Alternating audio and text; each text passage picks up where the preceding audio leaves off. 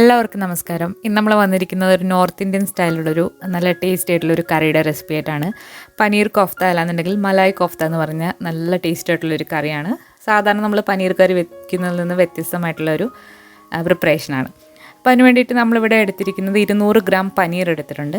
2 ഉരുളക്കിഴങ്ങ് പുഴുങ്ങിയതിന് ശേഷം തൊലി കളഞ്ഞ് വെച്ചിരിക്കുന്നതാണ്. പിന്നെ എരിവിന് ആവശ്യമുള്ള പച്ചമുളക്, മല്ലിയില, ഒരു ചെറിയ കഷ്ണം ഇഞ്ചി ഗ്രേറ്റ് ചെയ്തത്. ഇനി ആദ്യം തന്നെ നമുക്ക് ഈ പനീറും അതുപോലെ ഉരുളക്കിഴങ്ങും നന്നായിട്ടൊന്ന് ഗ്രേറ്റ് ചെയ്ത് എടുക്കണം. നമ്മളിതെല്ലാം കൂടെ മിക്സ് ചെയ്തിട്ട് ഉരുളകളാക്കിയിട്ടാണ് ഫ്രൈ ചെയ്ത് എടുക്കാൻ പോകുന്നത്.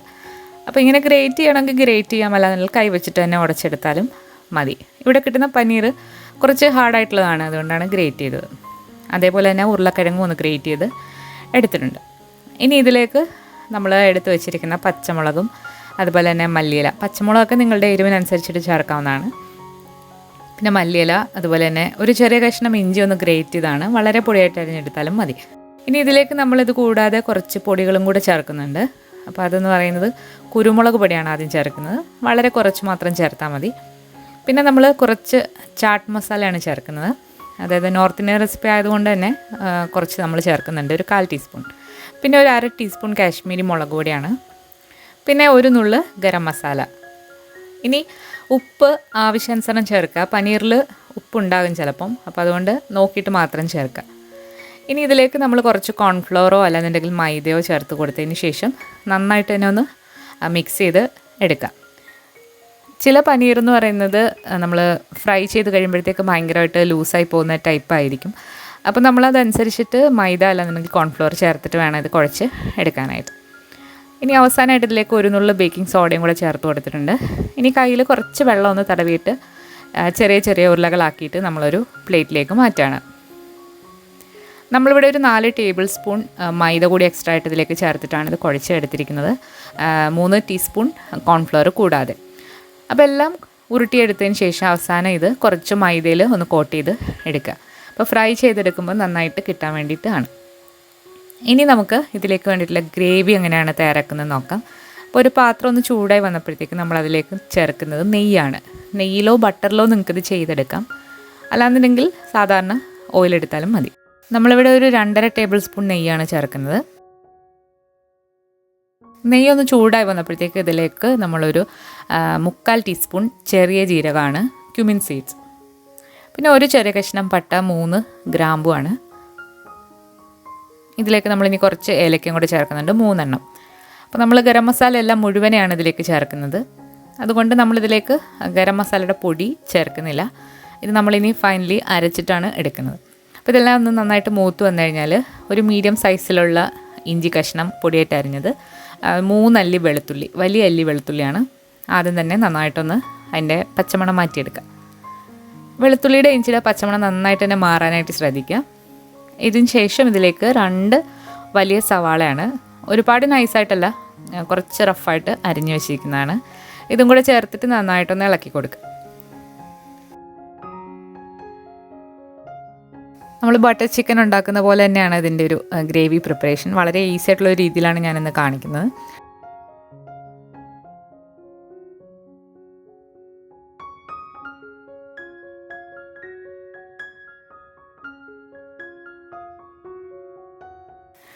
ഉള്ളി ഒന്ന് വാടി വന്നിട്ടുണ്ട്. ഇനി ഇതിലേക്ക് കുറച്ച് ബദാമാണ് ചേർക്കുന്നത്. ബദാമോ അണ്ടിപ്പരിപ്പോ നിങ്ങൾക്ക് എടുക്കാവുന്നതാണ്. അണ്ടിപ്പരിപ്പ് ചേർക്കുമ്പോൾ കുറച്ചൊന്ന് മധുരമാകും കറി.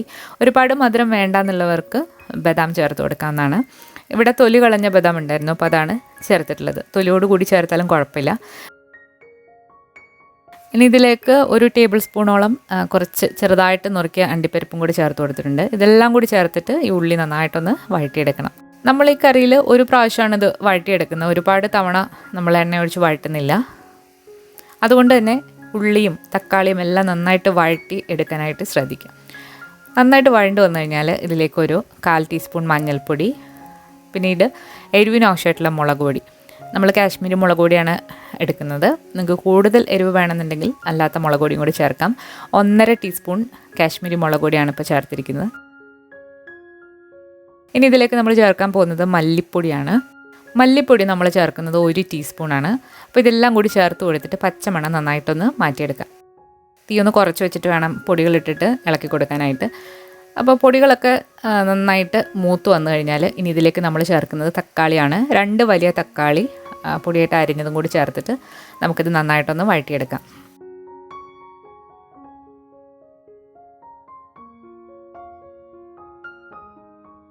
തക്കാളി കൂടി ചേർത്ത് കഴിഞ്ഞാൽ നമുക്കിത് അടച്ച് വെച്ചിട്ട് ഒന്ന് വേവിച്ചെടുക്കാം. നമ്മൾ അടച്ച് വെച്ച് തക്കാളിയൊക്കെ നന്നായിട്ട് വെന്തിട്ടുണ്ട്. ഇനി ഇതൊന്ന് തവി വെച്ചിട്ട് ഇളക്കി കൊടുത്തിട്ട് ഒന്നുകൂടെ ഒന്ന് മിക്സാക്കി എടുക്കാം. ഇനി നമ്മളിതിലേക്ക് ചേർക്കാൻ പോകുന്നത് നല്ല ചൂടുള്ള 1 കപ്പ് വെള്ളമാണ്. പച്ചവെള്ളം ചേർക്കരുത്, ചൂടുവെള്ളം തന്നെ ചേർക്കാനായിട്ട് ശ്രദ്ധിക്കുക. വെള്ളം കൂടി ചേർത്തിട്ട് നന്നായിട്ട് മിക്സാക്കിയിട്ട് നമുക്ക് ഒന്ന് നന്നായിട്ട് ഇത് തിളപ്പിച്ചെടുക്കാം. ഇപ്പോൾ ഉള്ളി, തക്കാളി, മസാലയൊക്കെ നന്നായിട്ട് തിളച്ച് വന്നിട്ടുണ്ട്. പിന്നെ ഇത് തീ ഓഫ് ചെയ്തതിന് ശേഷം നമുക്കിത് നന്നായിട്ട് അരച്ചെടുക്കണം. അരച്ചെടുക്കാനായിട്ട് മിക്സിയിലാണ് അരയ്ക്കുന്നതെന്നുണ്ടെങ്കിൽ നന്നായിട്ട് തണുത്തതിന് ശേഷം മാത്രം അരയ്ക്കുക. നമ്മളിവിടെ ചൂടോടുകൂടി തന്നെ ഒന്ന് ബ്ലെൻഡ് ചെയ്ത് എടുക്കണം.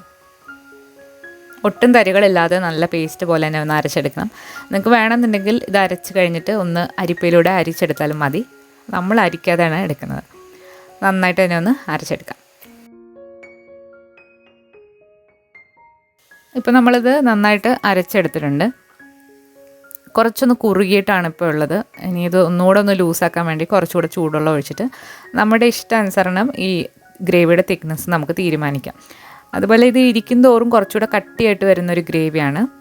നമ്മൾ ആവശ്യത്തിനുള്ള കുറച്ച് മല്ലിയില അരിഞ്ഞതും കൂടി ചേർക്കുന്നുണ്ട്.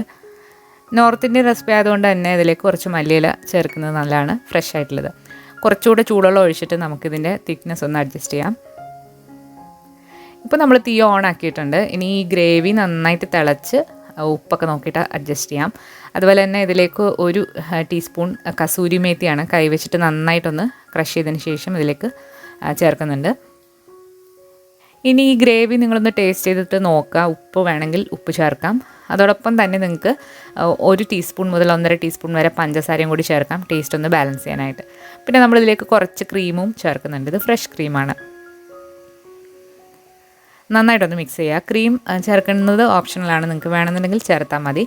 ക്രീം ചേർക്കുമ്പോൾ ഒന്നുകൂടെ ഒരു റിച്ച് ഫ്ലേവർ കിട്ടാൻ വേണ്ടിയിട്ടാണ്. ഇനി ഇതിലേക്ക് നമ്മൾ ചേർക്കുന്നത് ഒരു വാട്ടറാണ്, കെവ്ര വാട്ടർ എന്ന് പറയും.